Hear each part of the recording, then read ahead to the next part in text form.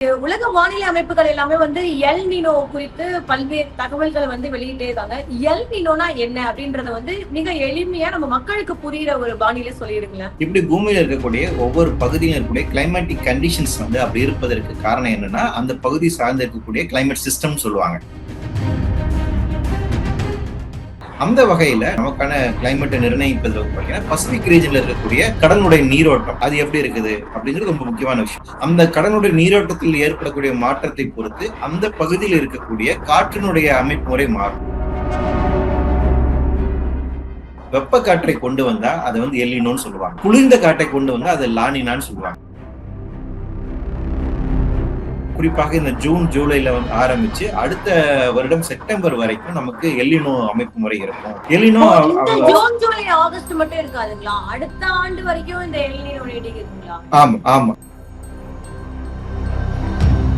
So Pacific region ரொம்ப ஃபாஸ்டா heat ஆயிட்டு இருக்கக்கூடிய ஒரு பகுதியா இருக்கு குளோபல் வார்மிங் காரணமாக. அப்படி அதிகமான ஹீட் உண்டாகிறதுனால அதனுடைய நீர் சுழற்சி மையங்கள் பயங்கரமா மாறுது. சோ அந்த மாதிரி அப்படி வறட்சி உண்டாகுவதற்கான ஒரு வாய்ப்பு இருக்கு. நீர்நிலைகள் தண்ணி ரொம்ப வேகமா குறைவதற்கான வாய்ப்பு இருக்கு. உணவு உற்பத்தி அப்படிங்கிறது பாதிப்படைப்பதற்கான ஒரு வாய்ப்பு இருக்கு. ஆல்ரெடி நம்ம பார்த்த எல் நினோஸை விட இது ரொம்ப அதிக பாதிப்பை உண்டாக்குவதற்கான வாய்ப்பு அதிகமா இருக்கு. எல்லாம் சேர்த்து வச்சு பார்க்கும்போது சென்னை அப்படிங்கிறது ரொம்ப ரொம்ப ஒரு கிரிட்டிக்கலான இடத்துக்கு நகர்வதற்கான ஒரு வாய்ப்பு இருக்கு. அப்ப இதனோட நெருக்கடி என்ன ஆகும்னு பாத்தீங்கன்னா, சாமானியனுக்கு தான் இது பெரிய நெருக்கடி உண்டாகும். இப்ப என்ன சொல்றாங்கன்னா, இங்க தப்பி பிழைக்க வேண்டும், உயிர் வாழ வேண்டும், உயிர் வாழும் சூழலை உறுதி செய்ய வேண்டும். இப்ப என்ன பிரச்சனைனா, கிரீன் ஹவுஸ் கேசஸ் தான் பிரச்சனைங்கிறாங்க. கிரீன் ஹவுஸ் கேசஸ்னா carbon dioxide, methane, nitrous oxide.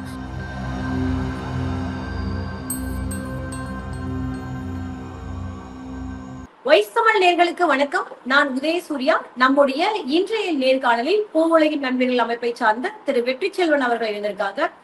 வணக்கம் வெற்றி. வணக்கம். இப்போ உலக வானிலை அமைப்புகள் எல்லாமே எல் நினோ குறித்து பல்வேறு தகவல்களை வெளியிட்டே இருக்காங்க. எல் நினோனா என்ன அப்படின்றத மிக எளிமையா நம்ம மக்களுக்கு புரியுற ஒரு வானிலை சொல்லிடுங்களேன். அதாவது பூமியினுடைய கிளைமேட் சிஸ்டம் இருக்கு இல்லைங்களா? அதாவது இந்த பூமியில ஒவ்வொரு பகுதியிலும் ஒவ்வொரு விதமான தட்பவெப்ப சூழ்நிலை இருக்கிறது. இப்போ இந்தியாவில மான்சூன் இருக்கு, சில இடங்கள்ல வறட்சியான பகுதி இருக்கு, ஆப்பிரிக்கால ரொம்ப கடுமையான வறட்சி இருக்கக்கூடிய இடங்கள் இருக்கின்றன, வட துருவம் தென் துருவம் பயங்கர பனி இருக்கக்கூடிய இடங்களாக இருக்கு. இப்படி பூமியில இருக்கக்கூடிய ஒவ்வொரு பகுதியிலும் இருக்கக்கூடிய கிளைமேட்டிக் கண்டிஷன்ஸ் அப்படி இருப்பதற்கு காரணம் என்னன்னா, அந்த பகுதி சார்ந்து இருக்கக்கூடிய கிளைமேட் சிஸ்டம் சொல்லுவாங்க. அப்ப அங்க எப்படி சூழல் இருக்குதோ அதுக்கேற்ற மாதிரிதான் அங்க கூட கிளைமேட்டிக் கண்டிஷன்ஸ் இருக்கு. அப்போ இந்தியாவை பொறுத்த வரைக்கும் நமக்கு டிராபிக்கல் ரீஜன்ல இருக்கிறதுனால நமக்கு மான்சூன் தான் மெயினானது. மழை அதிகமாக வரக்கூடிய, உயிரினங்கள் அதிகமாக இருக்கக்கூடிய, உயிர் பன்மை அதிகமாக இருக்கக்கூடிய ஒரு நிலப்பரப்பை கொண்டு இருக்கக்கூடிய ஒரு பகுதியாக இருக்கின்றது. இந்த பகுதி ஏன் இப்படி இருக்குது அப்படின்னா, இந்த பகுதியில தொடர்ச்சியா வரக்கூடிய மான்சூன் ரொம்ப முக்கியமான விஷயம், வெயில் ரொம்ப முக்கியமான விஷயம். இது ரெண்டு தான் ரொம்ப முக்கியமான காரணியாக இருக்கின்றது. அப்போ இதுதான் நம்ம கிளைமேட்டிக் கண்டிஷன்ஸ் சொல்றோம். சரி, இந்த மான்சூன் எப்படி இந்த பகுதியில உருவாகுது அப்படின்னா, உங்களுக்கு இயல்பாக தெரியும், காற்றின் மூலமாக மேகங்கள் நமக்கு கொண்டு வருகிறது. காற்று வருது, மேகம் வருது, மழை பொழிவு உண்டாகுது, இது எல்லாமே வருது. அப்போ இந்த கிளைமேட்டிக் கண்டிஷன்ஸ் ஒவ்வொரு பேர் கொடுத்து நம்ம அழைக்க ஆரம்பிச்சிருக்கோம். அந்த வகையில நமக்கு என்னன்னா, நமக்கான கிளைமேட்டை நிர்ணயிப்பது பாத்தீங்கன்னா, பசிபிக் ரீஜன்ல இருக்கக்கூடிய கடலுடைய நீரோட்டம் அது எப்படி இருக்குது அப்படிங்கிறது ரொம்ப முக்கியமான விஷயம். அந்த கடலுடைய நீரோட்டத்தில் ஏற்படக்கூடிய மாற்றத்தை பொறுத்து அந்த பகுதியில் இருக்கக்கூடிய காற்றினுடைய அமைப்பு முறை மாறும். ஸோ அந்த காற்றினுடைய அமைப்பு முறை மாறுகின்ற போது நமக்கு அதனால பாதிப்பு உண்டாகும். ஸோ அப்ப அதுக்கு தனியா ஒரு பேரிடணும் அப்படிங்கிறனால என்ன சொல்றாங்கன்னா, பசிபிக் ரீஜன் இருக்கு. பசிபிக் கடலுங்கிறது நாமளே கற்பனையாக வச்சிருக்கக்கூடிய பேர் தான், அந்த கடலுக்கு வச்சிருக்க பேர் இல்லைங்களா? அதே மாதிரி அந்த கடல் நீரோட்டத்துக்கு ஒரு பேர் வைக்கிறாங்க. அதான் எல் நினோ அப்படின்னு சொல்றாங்க. எல் நினோன்னா எல் நினோ சதர்ன் ஆசிலேஷன் அப்படின்னு சொல்லுவாங்க. அதாவது அந்த கடலுடைய சுழற்சி, கடல் வாட்டர் கரண்ட் அப்படிங்கிறது உங்களுக்கு சவுத் ஈஸ்ட் ஏசியாவில் வெப்ப காற்றை கொண்டு வந்தா அதை எல் நினோன்னு சொல்லுவாங்க. குளிர்ந்த காற்றை கொண்டு வந்தா அதை லா நினான்னு சொல்லுவாங்க.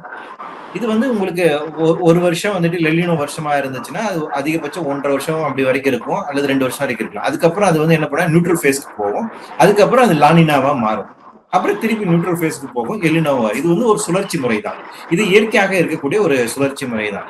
அப்போ இந்த வருடம் இப்ப எப்போதும் இல்லாத அளவுக்கு என்ன சொல்லியிருக்காங்கன்னு பாத்தீங்கன்னா, WMO வேர்ல்ட் மெட்ராலஜிக்கல் ஆர்கனைசேஷன் என்ன சொல்லியிருக்காங்கன்னா, இந்த வருடம் குறிப்பாக இந்த ஜூன் ஜூலைல வந்து ஆரம்பிச்சு அடுத்த வருடம் செப்டம்பர் வரைக்கும் நமக்கு எல்னினோ அமைப்பு முறை இருக்கும். எல்னினோ இந்த ஜூன் ஜூலை ஆகஸ்ட் மட்டும் இருக்காதுங்களா? அடுத்த ஆண்டு வரைக்கும் இந்த எல்னினோ நீடிக்குதுங்களா?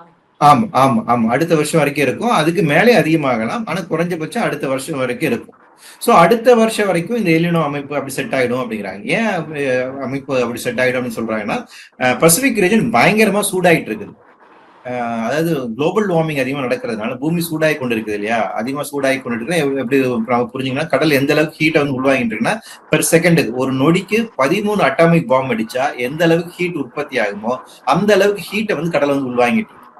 ஸோ பசிபிக் ரீஜன் ரொம்ப ஃபாஸ்டா ஹீட் அண்ட் ஆகிட்டு இருக்கக்கூடிய ஒரு பகுதியாக இருக்கு குளோபல் வார்மிங் காரணமாக. அப்படி அதிகமான ஹீட் உண்டாகிறதுனால அதனுடைய நீர் சுழற்சி மையங்கள் வந்து பயங்கரமா மாறுது.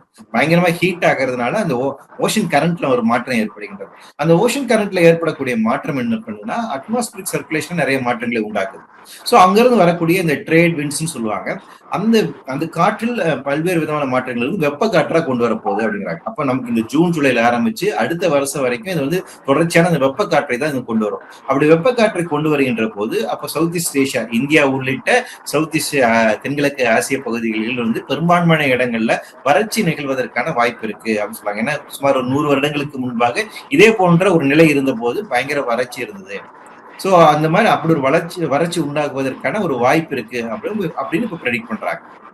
இந்த எல்னினோவால வந்து வறட்சி மட்டும்தான் ஏற்படுமா, இல்ல வேற என்னென்ன மாதிரியான பாதிப்புகள் ஏற்படும்? இது குறிப்பா சவுத் ஈஸ்ட் ஏஷியா அப்படின்னு நீங்க வந்து சொல்றீங்க. சோ இந்தியாவுக்கு என்ன மாதிரியான பாதிப்புகளை வந்து கொண்டுட்டு வரும்? இப்ப இந்தியாவை பொறுத்தவரை ஏற்கனவே நமக்கு இருக்கக்கூடிய மிகப்பெரிய ஒரு பிரச்சனையா இப்ப இருக்கு. காலநிலை மாற்றத்தின் காரணமாக குளோபல் வார்மிங் என்ன பண்ணிட்டு இருக்குன்னா, இந்தியாவினுடைய ரீஜனல் டெம்பரேச்சர்ஸ் ரொம்ப பயங்கரமா இன்க்ரீஸ் பண்ணிட்டு இருக்கு. இப்ப வெயில் இந்த வருஷம் எவ்வளவு கடுமையானதாக இருக்கு இல்லைங்களா? சோ இயல்பாக நமக்கு இருக்க வேண்டிய கோடை வெயில் அப்படிங்கறதை தாண்டி இப்ப கடுமையான வெயிலை நாம் எதிர்கொண்டு இருக்கிறோம். வெயில்ல மனிதர்கள் இறந்து போகின்ற ஒரு தாக்கத்தை உருவாக்கிட்டு. சோ குளோபல் வார்மிங் என்ன பண்ணிட்டு இருக்குன்னா, இந்தியன் ரீஜனை பொறுத்த வரைக்கும், இந்திய நிலப்பரப்பை பொறுத்த வரைக்கும் அதிகப்படியான வெப்பத்தை கொண்டு வந்து சேர்த்து இருக்குது. அதிகப்படியான மழை கொண்டு வந்திருக்கு, அதிகப்படியான புயலை கொண்டு வந்துருக்கு. பெரும்பான்மையான தாக்கம் அப்படிங்கிறது நம்ம வெயிலுடைய பாதிப்பு தான் அதிகம் இருக்கும். அப்ப ஏற்கனவே வெயிலுடைய தாக்கம் அதிகமா இருக்கு. அந்த வெயிலுடைய தாக்கத்தோடு சேர்த்து இந்த புதிய அமைப்பு முறை உருவாச்சுன்னா கூடுதலாக இன்னும் ஆபத்து இருக்கும். கூடுதல் வெப்பம் நமக்கு இருக்கும். அப்போ நிலத்தடி நீர் ரொம்ப நமக்கு பயன்பாடு ரொம்ப அரிதாகி போவதற்கான வாய்ப்பு இருக்கு. அப்புறம் நம்மளுடைய நீர்நிலைகள் வந்து தண்ணி ரொம்ப வேகமா குறைவதற்கான வாய்ப்பு இருக்கு. உணவு உற்பத்தி அப்படிங்கிறது பாதிப்படைவதற்கான ஒரு வாய்ப்பு இருக்கு.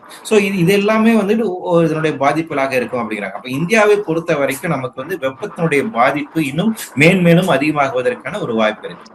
மழை பெய்வதற்கான மழை வந்து 2015ஆம் ஆண்டை வந்து ஒப்பிடும் பொழுது அந்த ஆண்டும் வந்து எல்னினோ ஆண்டுதான். அப்ப தமிழகத்துல வந்து அதிகமான ஒரு மழை பொழிவு இருந்துச்சு, மிகப்பெரிய ஒரு சேதமும் ஏற்பட்டுச்சு. சோ இப்ப இந்த எல்னினோ ஆண்டு வரும் பொழுது இப்போ மழைக்கான சாத்தியக்கூறுகள் இருக்குமா? குறிப்பா நம்ம தமிழ்நாட்டுக்கு என்ன மாதிரியான ஒரு எஃபெக்ட்ஸா இருக்கும் அது? ஆமா. இப்ப என்ன நீங்க பேசிக்கா வந்து அதிகமா ஹீட் இருக்கிறதுனால உங்களுக்கு வந்து எவாபரேஷன் அதிகமா இருக்கும். அதனால பெர்ஸ்பிரேஷன் ஃபார்மேஷனும் அதிகமா இருக்கும். அதனால மழைப்பொழிவும் அதிகமா இருக்கலாம். அந்த மழைப்பொழிவு எப்படின்னா, இப்போ பொதுவாக நமக்கு மான்சூன் வந்து கடந்த காலங்கள்ல எப்படி இருந்துச்சுன்னா, அது வந்து ஒரு 3 மாசத்துக்கு நிறுத்தி நிதானமா அப்படி பெய்யும். நம்ம செப்டம்பர், அக்டோபர், நவம்பர் வரைக்கும் நமக்கு அப்படிதான் மழை காலங்கள் இருக்கும் அப்படின்னு. ஆனால் இப்போ என்ன ஆகுதுன்னா, கொட்டி தீக்குது. மேக வெடிப்பு நமக்கு வந்து பேசணும் இல்லையா? அப்ப அதிகப்படியான இந்த மாதிரி வெப்பம் என்ன பண்ணுன்னா, அதிகப்படியான மழைப்பொழிவை கொண்டு வரும். ஒரு ஷார்ட் டேர்ம்ல ஹெவி ரெயின்ஃபாலை கொண்டு வரும். அதே இப்ப இருக்கக்கூடிய பிரச்சனை. அப்போ அர்பன் ஃப்ளட் வந்து 2015ஆம் ஆண்டே அந்த மாதிரி பிரச்சனைகளை நம்ம எதிர்கொண்டோம் இல்லையா? எக்ஸாக்ட்லி அதேதான். அப்போ வந்து 2015 உங்களுக்கு அதிகமான வெப்பம் வந்து எப்படி அதிகமான ஒரு மழைப்பொழிவை கொண்டாக்கியதோ அதே போலதான் இருக்கு. அப்போ ஒரு பக்கத்துல வறட்சி இருக்கும், இன்னொரு பக்கத்துல மழைப்பொழிவும் அதிகமாக இருக்கும். சோ அர்பன் ஃப்ளட்டிங் நமக்கு அதிகமாக இருப்பதற்கான வாய்ப்பு இருக்கு. இந்த 2 விதமான எக்ஸென்ட்ரிக்கான ஒரு கிளைமேட்டிக் கண்டிஷன்ஸ் வந்து நம்ம பார்ப்பதற்கான வாய்ப்பு இருக்கும். இதற்கு முன்னாடி வந்து இந்த எல்னினோ அப்படின்றது என்ன மாதிரியான பாதிப்புகளை ஏற்படுத்தி இருக்கு? 2015 தாண்டி நான் கேட்கறது. இதற்கு முன்பாக குறிப்பாக 2003 சொல்றாங்க. அதே போல 1872 நடக்கும். அந்த காலகட்டத்தில் இருந்த எல்லினோ எல்லாம் வந்து கடுமையான தாக்குதல் இருக்கு. இன்னும் ஆஸ்திரேலியால இந்த எல்லினோனுடைய பாதிப்பின் காரணமாக காட்டுத்தீ வந்து ரொம்ப பரவலாக இருந்தது. தென்கிழக்கு லாட்டின் அமெரிக்கன் கண்ட்ரீஸ்ல வந்து பாத்தீங்கன்னா அங்க வந்து சூறாவளி ஹரிக்கேன்ஸ் வந்து புயலை உருவாக்கக்கூடிய தாக்கங்களை வந்து உண்டாக்கி இப்படி ஒவ்வொரு பிராந்தியத்திலும் ஒவ்வொரு விதமான பிரச்சனைகளும் இருக்கு. சோ கடந்த காலங்களில் எல்லினோட பாதிப்பு வந்து இந்த மாதிரி நிறைய இருந்திருக்கு. ஆனால் அவற்றை எல்லாத்தையும் விட தற்போது இருக்கக்கூடிய இந்த சூழல் அப்படிங்கிறது ஒரு சூப்பர் எல்லினோவா மாறுவதற்கான வாய்ப்பு இருக்குன்னு சொல்றாங்க. சோ வேர்ல்ட் மெட்ரோலஜிக்கல் ஆர்கனைசேஷன் அவங்க சில தினங்களுக்கு முன்பாக இருக்கக்கூடிய அவங்க எச்சரிக்கையில் அவங்க என்ன சொல்றாங்கன்னா இது நாள் வரைக்கும் நம்ம பார்த்திராத ஒரு புதிய அமைப்பாக இது வந்து இருக்கக்கூடும், இதோட பாதிப்பு இன்னும் அதிகமாக இருக்கக்கூடும். ஆல்ரெடி நம்ம பார்த்த எலினோஸை விட இது ரொம்ப அதிக பாதிப்பை உண்டாக்குவதற்கான வாய்ப்பு அதிகமா இருக்கு அப்படின்னு தான் விஞ்ஞானிகள் வந்து இப்ப ப்ரெடிக்ட் பண்றாங்க. இப்ப நீங்க சொல்றத பார்த்தா ஒவ்வொரு ரீஜியன்லயும் அது ஒவ்வொரு மாதிரியான பாதிப்புகளை ஏற்படுத்துது அப்படின்னு சொல்றீங்க.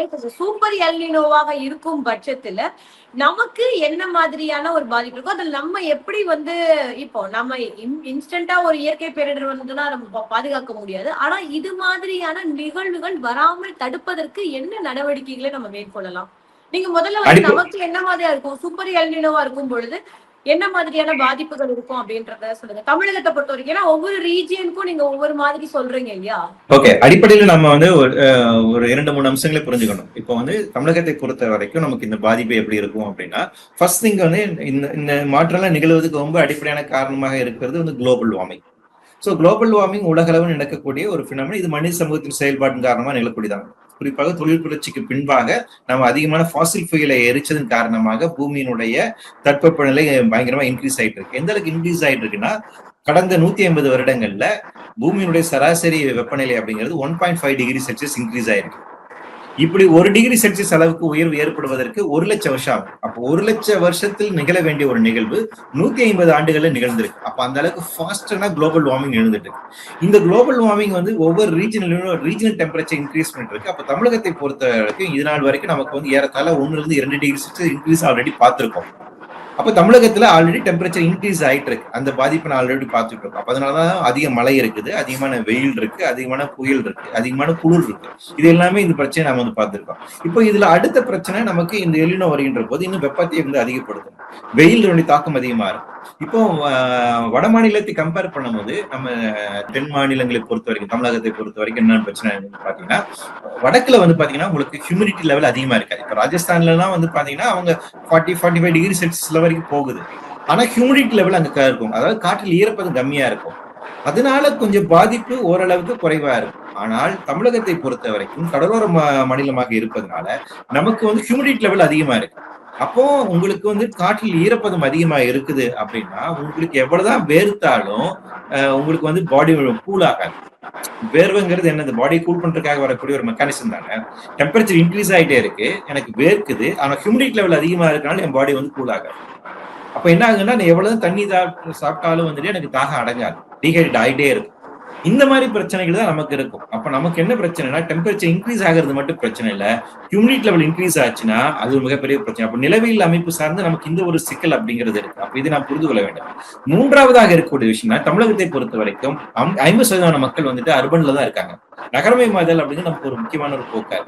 நகரமயமாதல் அப்படிங்கிறது அர்பனைசேஷன் என்ன பண்ணிருக்கு அப்படின்னா, நம்மளோட கிரீன் கவரை குறைச்சிருக்கு, பசுமை பரப்பை வந்து குறைச்சிருக்கு, வனப்பகுதியை வந்து குறைச்சி, காடுகள் வந்து குறைஞ்சிருக்கிறது, வயல்வெளிகள் வந்து குறைஞ்சிருக்கிறது, நீர்நிலைகள் வந்து குறைஞ்சிருக்கிறது, சதுப்பு நிலங்கள் வந்து குறைஞ்சிருக்கு. இவை எல்லாமே வந்து பாத்தீங்கன்னா ஹீட் பேரியர்ஸ், வெப்பத்தை உள்வாங்கி வைக்கக்கூடிய இயற்கை அரண்கள். இந்த இயற்கை அரண்கள்லாம் இல்லாத காரணத்தினால நீங்க வெறும் கான்கிரீட் இருக்கக்கூடிய இடங்கள்ல தான் இருக்கிறீங்க. அப்போ கான்கிரீட் பொறுத்த வரைக்கும் சிமெண்ட் அண்ட் ஸ்டீல்னால உண்டானது. இரும்பும் சரி சிமெண்ட்டும் சரி ரெண்டுமே வந்து ஹீட்டை வந்து உள்வாங்கி வச்சு, அதனால காலையில நீங்க வந்துட்டு வெளியே போயிட்டு நைட்டு வீட்டுக்குள்ள போகும்போது ரொம்ப பயங்கர வெக்கையா இருக்கு இல்லையா, வீடு பயங்கரமா கொதிநிலையில ஏன் இருக்குது, அந்த அளவுக்கு ஹீட்டை வந்து உள்வாங்கி வச்சு. காலையில வெயில் அடிக்குது, வெக்கையா இருக்கு, ரைட்டு. நைட்டு ஏன் அவ்வளவு வெக்கையா இருக்கு, ஏன்னா காலை ஃபுல்லா வந்துட்டு அந்த வெயில வந்து உள்வாங்கி வச்சிருக்கு, சிமெண்ட்டுக்குள்ள இருக்கு, அங்க இருக்க ஸ்டீல் வந்து உள்வாங்கி வச்சிருக்கு. அது எல்லாமே நைட்டு வந்து வெளியே இருக்குது. ஸோ அதிகப்படியான ஹீட் வந்து நமக்கு வந்து நகர்மயமாதல் அப்படிங்கிறது உண்டாக்குது. இது வந்து அர்பன் ஹீட்டிங் எஃபெக்ட்னு சொல்லுவாங்க. ஸோ அப்போ அர்பன் ஹீட்டிங் எஃபெக்ட் வந்து நமக்கு தமிழகத்தில் வந்து அதிகமாக, குறிப்பாக சென்னையில் ரொம்ப அதிகமாக இருக்கும். ஸோ அதிகப்படியான வெப்பம் அப்படிங்கிறது என்ன செய்யும் அப்படின்னு பார்த்தீங்கன்னா நமக்கு எலக்ட்ரிசிட்டி டிமாண்டை வந்து இன்க்ரீஸ் பண்ணும். ஸோ இப்போ அதிகமான வெயில் இருக்கிறது காரணமாக நம்ம இப்போ அதிகமாக ஃபேன் யூஸ் பண்ணுறோம், ஏசி யூஸ் பண்ணுறோம். So fan and AC use பண்ணும்போது உங்களுக்கு எலக்ட்ரிசிட்டி டிமாண்ட் இருக்குது. இப்போ தமிழ்நாட்டுக்கு ஒரு நாளைக்கான மின்சார தேவை அப்படிங்கிறது 21,000 மெகாவாட். கடந்த வருடம் வந்து இது கிட்டத்தட்ட 20,000 மெகாவாட்டா இருந்துச்சு. இப்போ 21,000 மெகாவாட்டா இன்க்ரீஸ் ஆயிடுச்சு. ஸோ சம்மர் பீரியட்ல அது பயங்கரமா இன்க்ரீஸ் ஆகிட்டு. ஸோ இந்த இன்க்ரீஸ் ஆகும்போது அதுல வந்து பாத்தீங்கன்னா ஏறத்தாழ 2,000 மெகாவாட் அப்படிங்கிறது நமக்கு சென்னைக்கு மட்டுமே தேவைப்படுகிறது. அப்ப இவ்வளவு எலக்ட்ரிசிட்டி டிமாண்ட் இருக்கும்போது என்ன பண்ணுவாங்க அப்படின்னு பாத்தீங்கன்னா இங்க திருப்பி வந்து தெரும்பு ஸ்டேஷன்ல இருந்து அதிகமான மின்சார உற்பத்தி அப்படிங்கிறது நமக்கு வந்து கிடைக்குது. இந்தியாவுடைய ஈவன் தமிழகத்தினுடைய மின்சார தேவையில வந்து 75% நமக்கு வந்துட்டு நிலக்கரியில தான் வருது. அப்ப நிலக்கரியை நீங்க அதிகமா எரிப்பதன் மூலமாக திருப்பி கார்பன் எமிஷன் அதிகமாகும், குளோபல் வார்மிங் இன்னும் ஃபாஸ்ட் ஆகும். ஸோ அது பக்கம் இன்னொரு பெரிய பிரச்சனையா இருக்கு. ரெண்டாவது அதிகப்படியான ஏசியினுடைய பயன்பாடு அப்படிங்கிறது சென்னை போன்ற நகரத்துல அர்பன் ஹீட்டிங் எஃபெக்ட் இன்னும் பயங்கரமா இன்க்ரீஸ் பண்ணும். அப்ப சென்னையினுடைய கொதிநிலை, சென்னையினுடைய இந்த தட்பவெப்பநிலை, வெளியே இருக்கக்கூடிய சூடு அப்படிங்கிறது இன்னும் பயங்கரமா வந்து இன்க்ரீஸ் ஆகும். அப்போ சென்னை அப்படிங்கிறது ஆல்ரெடி வந்துட்டு உங்களுக்கு கிரீன் கவர் ரொம்ப லீஸ்ட் கவர் கிரீன் கவர் இருக்கக்கூடிய சிட்டிஸ். ஏன்னா சென்னையினுடைய கிரீன் கவர் பாத்தீங்கன்னா ஏறத்தாழ 3% தான். அப்போ கிரீன் கவரே இல்லாத ஒரு நகரமாக சென்னை இருக்கின்ற போது அதிகப்படியான இந்த வெப்பம் அப்படிங்கிறது மேலும் மேலும் இங்க இருக்கக்கூடிய சூட்டை வந்து இன்க்ரீஸ் பண்ணும். சென்னைக்கான வந்து உங்களுக்கு காற்றினுடைய வரத்து குறைஞ்சிக்கிட்டு இருக்கு அப்படின்னு சில ஆய்வுகள் வந்து நமக்கு சொல்றாங்க. அப்ப இவற்றை எல்லாம் சேர்த்து வச்சு பார்க்கும்போது சென்னை அப்படிங்கிறது ரொம்ப ரொம்ப ஒரு கிரிட்டிக்கலான இடத்துக்கு நகர்வதற்கான ஒரு வாய்ப்பு இருக்கு. மற்ற தமிழகத்துக்கு பிற பகுதிகளிலுமே நமக்கு இந்த மாதிரி ரொம்ப அர்பனைஸ்டா இருக்கக்கூடிய இடத்துல இப்ப நமக்கு ஊட்டி கொடைக்கானல் கூட வந்துட்டு கொஞ்சம் வெப்பம் அதிகமாக இருக்கக்கூடிய தன்மையை நம்ம உணர பாக்குறாங்க. அப்போ மலை உச்சி பகுதியில் இருக்கக்கூடிய இடத்துல கூட பாத்தீங்கன்னா நகர்மை மாதல் அப்படிங்கிற மிகப்பெரிய பிரச்சனை உண்டு உருவாக்கிட்டு இருக்கு. சோ அப்ப ஹீட் இன்க்ரீஸ் அப்படிங்கிறது ஓவரால் தமிழ்நாடு ஃபுல்லா வந்து நிறைய இருப்பதற்கான வாய்ப்பு இருக்கு. ரெண்டாவது இருக்கக்கூடிய முக்கியமான பிரச்சனை தண்ணீர் பிரச்சனை. ஆல்ரெடி நமக்கு வந்துட்டு கடந்த காலங்கள்ல இந்த மாதிரி அதிகமான வறட்சி வெப்பம் இருக்கக்கூடிய காலகட்டத்தில் தண்ணீர் பற்றாக்குறை அப்படிங்கிறது எவ்வளவு பாதிப்பை உண்டாக்கி இருக்கு அப்படிங்கிறது நம்ம கடந்த காலங்களில் பார்த்திருக்கோம். அப்படியான விஷயங்கள் நமக்கு திருப்பி நடப்பதற்கான வாய்ப்பு இருக்கு. இதுல முக்கியமான விஷயம் என்னன்னா சென்ட்ரல் வாட்டர் கமிஷனுடைய ரிப்போர்ட் வந்திருக்கு. கிரவுண்ட் வாட்டர் பொறுத்த வரைக்கும் பரவலாக தமிழகத்தில் பல்வேறு இடங்கள்ல வந்து கிரவுண்ட் வாட்டர் ரொம்ப வேகமா குறைஞ்சிட்டு இருக்கு அப்படின்னு சொல்றாங்க. இப்போ கிரவுண்ட் வாட்டர் ஒரு இடத்துல குறைஞ்சிட்டு இருக்கு, இன்னொரு பக்கத்துல நீர்த்தேக்கங்கள் இருக்கக்கூடிய கொள்ளளவு பயங்கர வேகமா குறைஞ்சிட்டு இருக்கு. அப்படி இருக்கிற போது நீர் தட்டுப்பாடு அப்படிங்கிறது அதிகரிப்பதற்கான வாய்ப்பு இருக்கு. இதன் காரணமாக உணவு உற்பத்தியும் பாதிக்கப்படலாம். தமிழகத்தை பொறுத்த வரைக்கும் நமக்கு உணவு உற்பத்தி அப்படிங்கிறது மிக சவாலான பிரச்சனையாக இருக்கக்கூடும். இப்ப தமிழகத்தை பொறுத்த வரைக்கும் நம்ம அதிகமா நெல் தான் உற்பத்தி செய்து கொண்டிருக்கோம். அப்ப நெல் பயிராக இருக்கட்டும் இல்ல கரும்பு இந்த மாதிரி நிறைய படம் இவை அனைத்துமே வந்து பாத்தீங்கன்னா நீர் அதிகமாக எடுத்துக்கொள்ளக்கூடிய பயிர்களாக இருக்கு. பசுமை புரட்சி பின்பாக வந்தக்கூடிய இந்த நெல் பயிர்கள் அனைத்துமே வந்து பாத்தீங்கன்னா அதிகமா தண்ணீரை வந்து எடுத்துக்கொள்ளக்கூடிய பயிர்களாக இருக்கின்றன. அப்போ உணவு உற்பத்தி மிகப்பெரிய ஒரு சவாலாக இருப்பதற்கான ஒரு வாய்ப்பு அப்படிங்கிறது எதிர்காலத்தில் இந்த நெருக்கடி நமக்கு வருவதற்கான ஒரு வாய்ப்பு இருக்கு.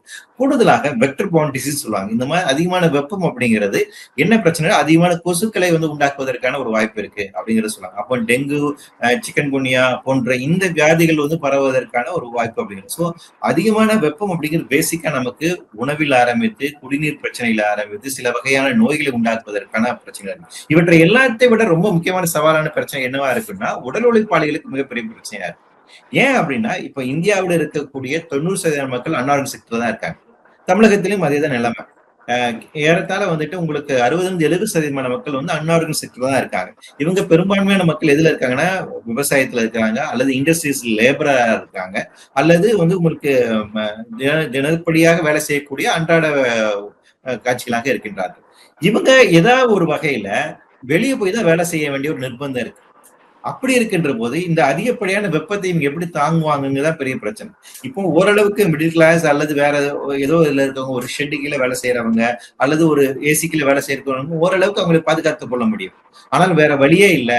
ரோட்டோரமா காய்கறி வச்சிருக்கவங்க, இல்ல வந்துட்டு கொத்து வேலை செய்யறவங்க, இல்ல கட்டிட வேலை செய்யறவங்க, இந்த மாதிரி இருக்கிறவங்க, இல்ல வந்துட்டு ஒரு ஆன்லைன் இதுல இருக்க வேலை அந்த மாதிரி இதுல கிக தொழிலாளர்களா இருக்கக்கூடியவங்க, இந்த மாதிரி நபர்களுடைய பாதிப்பு ரொம்ப அதிகமாக இருக்கும். அவங்களுக்கான ஒரு பாதிப்பா இருக்கும். அப்ப இவர்களுக்கு நம்ம என்ன செய்ய போகிறோம் அப்படிங்கிற ஒரு கேள்வியுமே இருக்கு. அப்போ பரவலாக தமிழகத்தில் இந்த சூழல் அப்படிங்கிறது நிறைய இடத்துல நிறைய பிரச்சனை உண்டாக்குனாலும் அவர்கள் எந்த வர்க்கத்தை சார்ந்திருக்கிறார்களோ அதன் பொறுத்து அதனோட பாதிப்பு இன்னும் அதிகமாக இருப்பதற்கான வாய்ப்புகள். நிச்சயமா நில ரீதியா எப்படி வந்து பாதிப்பு ஏற்படுத்துதோ அது வந்து நீங்க ஒரு வர்க்க ரீதியான பாதிப்பாகவும் சொல்லிட்டீங்க. நிச்சயமா அதுக்கப்புறமா வந்து முக்கியமான பாயிண்டா நான் பாக்குறது வந்து 1,00,000 ஆண்டுகள்ல நடைபெற வேண்டிய மாற்றங்கள் வந்து 150 ஆண்டுகள்லயே நீங்க நடைபெற்றுது அப்படின்றீங்க. ரொம்ப அதிர்ச்சியாவும் இருக்கு. ஏன்னா நம்ம அவ்வளோ ஃபாஸ்டா இங்க குளோபலைசேஷன் ஆயிட்டு இருக்கு. அதுக்கு ஈக்குவலா வந்து இங்க குளோபல் வார்மிங் அப்படின்றது நம்ம பார்க்க முடியுது.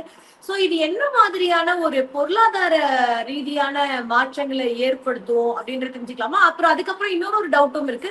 சோ இப்ப இந்த ஆண்டு முழுக்கவே இந்த மாதிரியான மாற்றங்கள் இருப்பதற்கான வாய்ப்பு இருக்குமா? நம்ம ப்ரெடிக்ட் பண்ண முடியாதனாலும் கூட என்ன மாதிரி அந்த ஒரு நிலைமை தொடரும் அப்படின்றத உங்களால சொல்ல முடியுமா? எக்கனாமிக்கல் கண்டிஷன்ஸ் பொறுத்த வரைக்கும் என்னன்னா, இப்போ மேஜரா இந்த அதிகமான வெப்பம் என்ன பண்ணிருக்குன்னா, இன்டர்நேஷனல் லேபர் ஆர்கனைசேஷன் ஒரு ஆய்வறிக்கை வெளியிட்டிருக்காங்க. அதுல அவங்க என்ன சொல்றாங்கன்னா, லேபருடைய ஒர்க் ஃபோர்ஸ் அவர்ஸ் வந்து குறைஞ்சிருக்கு அப்படிங்கிறாங்க. அதாவது அதிகமான வெப்பம் இருக்கிறது காரணத்தினால உழைப்பாளிகளால அதிகமா உழைக்க முடியல. அவங்க நிறைய மரணித்து போகிறார்கள் அப்படிங்கிறது அது இன்னொரு மிகப்பெரிய ஒரு பிரச்சனையா இருக்கு. சோ அப்போ உற்பத்தியில வந்துட்டு நமக்கு நிறைய மாற்றங்கள் உண்டாக்குவதற்கான ஒரு வாய்ப்பு அப்படிங்கிறது இருக்கு. இந்த லேபர் ஃபோர்ஸ், லேபர் அவர்ஸ் அப்படிங்கிறது குறைக்கும். ரெண்டாவது, உங்களுக்கு கிடைக்க வேண்டிய ரா மெட்டீரியல்ஸ் அப்படிங்கிறது அது கிடைக்காது. இப்ப வந்து என்னன்னா, இந்த காலநிலை மாற்றம் என்ன பண்ணிருக்கு, இந்த மாதிரி வெப்பம் அப்படிங்கிற என்ன பண்ணிருக்குன்னா, ஒரு சீசன்ல கிடைக்க வேண்டிய நமக்கான கனிம பொருட்கள், நமக்கான காய்கறிகள், விளை பொருட்கள் அப்படிங்கிறது வேற ஒரு காலகட்டத்துல கிடைப்பதுக்கு அதுல மாறுகின்ற ஒரு வேலை இருக்கு. அப்படி இருக்கும்போது நமக்கு ரா மெட்டீரியல்ஸ் கிடைப்பது மிகப்பெரிய ஒரு தட்டுப்பாடு உருவாக்கலாம். சோ அப்போ பொருளாதாரம் சார்ந்த பல்வேறு விதமான நெருக்கடிகள் உண்டாக்குவதற்கான ஒரு வாய்ப்பு இருக்கு. குறிப்பாக எக்கனாமிக்ஸ் போன்ற பத்திரிகைகள் வந்து சில வருடங்களுக்கு முன்பாக 3 டிகிரி வேர்ல்ட் அப்படின்னு ஒரு ஸ்பெஷல் ஒரு ஆய்வறிக்கையை வந்து வெளியிட்டு இருந்தாங்க. அதுல அவங்க என்ன சொல்றாங்கன்னா, மாறி வருகின்ற இந்த கிளைமேட்டிக் கண்டிஷன்ஸ், கிளைமேட் சேஞ்ச், இவை எல்லாமே வந்து பாத்தீங்கன்னா நம்மளோட எக்கனாமிக் கண்டிஷன்ஸை பயங்கரமா மாற்றி அமைக்கும் அப்படின்னாங்க. சோ அந்த அந்த அந்த அதுக்கு அது எதிர்கொள்கின்ற வகையில தான் வந்து நிறைய மாற்றங்களை கொண்டு வரணும் அப்படிங்கிறதுனாலதான் கிரீன் எக்கனாமி அப்படின்னு பேச ஆரம்பிச்சாங்க. அமெரிக்கால இதெல்லாம் முன்னெடுப்புகள் பைடன் காலத்துல வந்து பண்ண ஆரம்பிச்சாங்க. ஆனா அன்பார்ச்சுனேட்லி இப்ப திருப்பி ட்ரம்ப் வந்ததுனால அவர் திருப்பி ஆயில் பேஸ்ட் எக்கனாமிக்ஸ் வந்து இப்ப பேச ஆரம்பிச்சாங்க. உக்ரைன் போராக இருக்கட்டும் அல்லது இஸ்ரேல் போராக இருக்கட்டும், இது ஏதோ ஒரு விதத்துல வந்து பாத்தீங்கன்னா எண்ணெயை மையமாக வைத்திருக்கக்கூடிய ஒரு போராக இருக்கின்றது. அப்போ இந்த குளோபல் கான்ஃபிளிக்ட், இந்த ஜியோ பாலிடிக்ஸ் அப்படிங்கிறது திருப்பி எண்ணெயை மையமாக வைத்து இயங்குகின்ற காரணத்தினால திருப்பி உலக நாடுகள்லாம் இது சார்ந்துதான் அவங்க யோசிக்கிறாங்க, செலவினம் பண்ண ஆரம்பிக்கிறாங்க. அப்ப இதனோட நெருக்கடி என்ன ஆகும்னு பாத்தீங்கன்னா, சாமானியனுக்கு தான் இது வந்து பெரிய நெருக்கடி உண்டாகும். இப்போ 2 தினங்களுக்கு முன்பாக வந்திருக்கக்கூடிய ஸ்காட்லாந்துடைய ஆய்வறிக்கை என்ன சொல்லுது அப்படின்னா, உலக அளவுல ராணுவ தேவைகளுக்கான, ராணுவ ஆயுதங்களுக்கான செலவீடு அப்படிங்கிறது ரொம்ப அதிகரிச்சுட்டு வருது. அதுல அதிகமான ராணுவ தளவாடங்களிலே இறக்குமதி செய்த நாடாக 2வது இடத்துல இந்தியா இருக்கு. இப்ப என்னன்னா, இப்போ ஒரு போர் சூழல் இல்ல, ஒரு போர் சூழல் இல்லாத காலகட்டத்துல அதிகமான பட்ஜெட்டுடைய பங்கீடு நாம எதுக்கு அளிக்கிறோம் அப்படின்னா இந்த மாதிரி ராணுவ ரீதியான இதுக்கு. ஆனா அதே நேரத்துல மக்களை வந்து பாதுகாப்பதற்கான நடவடிக்கைகள் நம்ம வந்து சரியான அளவுக்கு நம்ம செய்யல. சுகாதாரத்துக்காகவோ இல்ல கல்விக்கோ நம்மளுடைய மருத்துவத்துக்கோ நம்ம வந்து நிதி ஒதுக்கீடு அதிகமா செய்யறது இல்லை. அப்போ இதன் காரணமாக சோசியல் செக்யூரிட்டிஸ் இருக்குல்ல, அது மிகப்பெரிய ஒரு பிரச்சனையா இருக்கு. அப்போ இங்க இருக்கக்கூடிய எக்கனாமிக்கல் ப்ரொடக்ஷன் அப்படிங்கிறது ஒரு விதத்துல உங்களுக்கு குறையும், அது குறைஞ்சுக்கிட்டு தான் இருக்கு, அது குறைவு நோக்கி நகர்ந்து கொண்டே இருக்கிறது.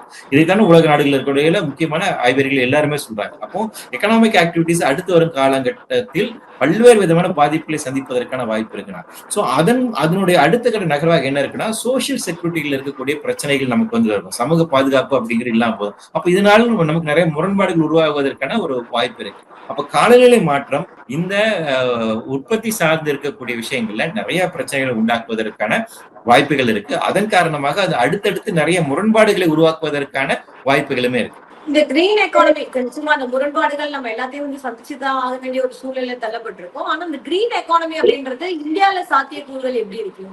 இல்ல இப்ப சாத்தியம் இல்லைங்கிறத தாண்டி இதுதான் நடைமுறைப்படுத்த வேண்டும் அப்படிங்கிற. இப்ப கிரீன் எக்கனாமி அப்படிங்கிறது கூட ஓரளவுக்கு கேபிட்டலிஸ்டிக் ஐடியாலஜிலிருந்து முன்வைக்கப்பட்ட விஷயம். நாம அதனாலதான் வந்து சஸ்டைனபிள் டெவலப்மெண்ட் அப்படிங்கிறது பேசுறோம்.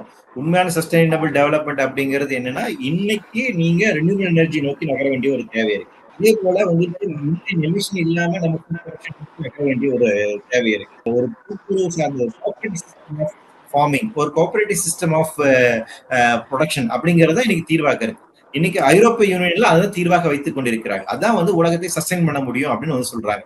இன்னைக்கு நம்ம வந்து எல்லாமே வந்து மாஸ் ப்ரொடக்ஷன் அப்படிங்கிறது இருக்கு இல்லையா, ப்ரொடக்ஷன் ஃபார் தி மாசஸ் அப்படிங்கிறது இல்லாம மாஸ் ப்ரொடக்ஷன், எல்லோரும் கூட்டாக சேர்ந்து உற்பத்தி செய்வது அப்படிங்கிறது, எல்லோருக்குமான உற்பத்தியை வந்து டீசென்ட்ரலைஸ் பண்ணுவது. இன்னும் சொல்ல போனா வளர்ந்த நாடுகள் டீ க்ரோத் அப்படின்னு வந்து பேசிட்டு இருக்காங்க. ஆனா நம்மளை பொறுத்த வரைக்கும் டீசென்ட்ரலைசேஷன் அப்படிங்கிறது ரொம்ப முக்கியமான விஷயமா இருக்கு. இப்ப இது சாத்தியமா இல்லைங்கிறது அதெல்லாம் கேள்வியே கிடையாது. அந்த சாய்ஸே உங்களுக்கு வந்து கிடையாது. இப்ப என்ன சொல்றாங்கன்னா, இங்க தப்பி பிழைக்க வேண்டும், உயிர் வாழ வேண்டும், உயிர் வாழும் சூழலை உறுதி செய்ய வேண்டும் என்றால் நீங்க இந்த நடவடிக்கைகள் மேற்கொள்ளதான் வேண்டும். ஒரு சிம்பிள் மேக்ஸ், ஒரு சாதாரணமா இப்ப உடம்புல வந்துட்டு நமக்கு இந்த அளவுக்கு சுகர் 200 இருக்குது, 200 300 இருக்கு அப்படின்னா கிட்னி நிச்சயமா பாதிப்படையும் இல்லைங்களா? அதோட இண்டிகேட்டர் தானே. சுகர் அளவு இன்க்ரீஸ் ஆயிட்டே போகுது, இன்சுலின் எடுக்கிற அளவுக்கு நீங்க வந்துட்டீங்க அப்படின்னா உங்களுக்கு கிட்னில பிரச்சனை வருங்கிறது அர்த்தம். இது மருத்துவ ரீதியாக இருக்கு. அதே போலதான் இந்த பூமியில் இருக்கக்கூடிய உயிர் வாழும் சூழலுக்கான முக்கியமான அம்சமாக இருக்கு அட்மாஸ்பியர்ல ஒவ்வொன்றும் எவ்வளவு சதவீதம் இருக்கு, நைட்ரஜன் எவ்வளவு இருக்கணும், ஆக்சிஜன் எவ்வளவு சதவீதம் இருக்கணும், கார்பன் டை ஆக்சைடு எவ்வளவு சதவீதம் இருக்கணுங்கிறது ஒரு கணக்கு இருக்கு. இப்ப என்னன்னா கார்பன் டை ஆக்சைடு அளவு இன்க்ரீஸ் ஆயிட்டே இருக்கு. அப்படி இன்க்ரீஸ் ஆகும் போது பூமியில ஏதோ ஒரு இடத்துல பூமியோட கிட்னி ஏதோ ஒரு இடத்துல பிரச்சனை ஆக போகுதுன்னு நம்ம புரிஞ்சுக்கலாம். அப்ப அது அப்படி பிரச்சனையாக தவிர்க்க வேண்டும் என்றால் இந்த ஆபரேஷன் செய்யணும், இந்த வேலையை செய்யணும்னு விஞ்ஞானிகள் சொல்றாங்க. இப்ப செய்ய போறோமா இல்லையாங்கிறத கேள்வி. அப்படி நம்ம செய்யல அப்படின்னா நம்ம செய்ய வேண்டிய தேவை இருக்கு இமிடியேட்டா என்னன்னா ஃபாசில் ஃபியூயல் வந்து நீங்க வெளியே வரணும். நிலக்கரி சார்ந்து இருக்கக்கூடிய பெட்ரோலியம் சார்ந்து இருக்கக்கூடிய உற்பத்தி முறையிலிருந்து நம்ம வெளியேறணும். அதாவது அதுதான் டார்கெட் 2050 சொல்லியிருக்காங்க.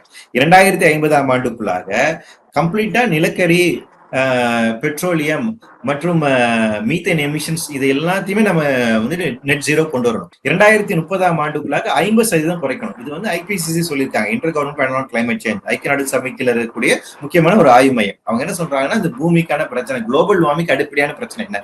முன்னாடி ஓசோனுக்கு ஒரு பிரச்சனை சொன்னோம் இல்லையா, அதுக்கு வந்து குளோரோஃபுளோரோ கார்பன் சொல்லுவாங்க, அந்த கேஸ் தான் காரணம் பிரச்சனை. அப்ப அது தடுத்து நிறுத்தணும்னு சொன்னாங்க. இப்ப என்ன பிரச்சனைனா கிரீன் ஹவுஸ் கேசஸ் தான் பிரச்சனைங்கிறாங்க.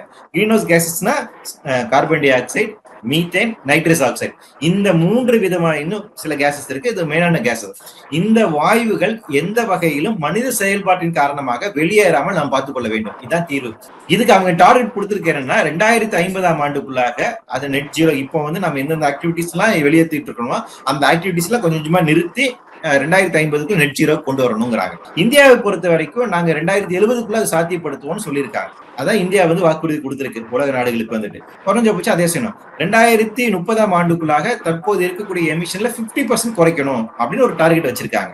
இதான் உலக அளவில் இருக்கக்கூடிய டார்கெட். இந்தியாவை பொறுத்த வரைக்கும் 2050 நாங்க இவ்வளவு செய்வோம் அவங்களும் ஒரு டார்கெட் வச்சிருக்காங்க. குறைஞ்சபட்சம் அந்த டார்கெட் அடிப்படையில் செய்தாலாச்சும் ஓரளவுக்கு பாதுகாப்பதற்கான வாய்ப்பு இருக்கு. ஆனா தற்போது வந்திருக்கக்கூடிய ஆய்வுகள் எல்லாமே பாத்தீங்கன்னா உலக நாடுகளும் சரி இந்தியாவும் சரி இந்த டார்கெட்டை நோக்கி அவங்க நகரல. சோ இன்னும் நம்ம வந்து பிரச்சனையில இருக்கோம் அப்படின்னு தான் நம்ம புரிந்து கொள்ள வேண்டும். நிச்சயமா உங்களுடைய பல்வேறு தகவல்களை நீங்க பகிர்ந்தமைக்கு மிக்க நன்றி. நன்றி.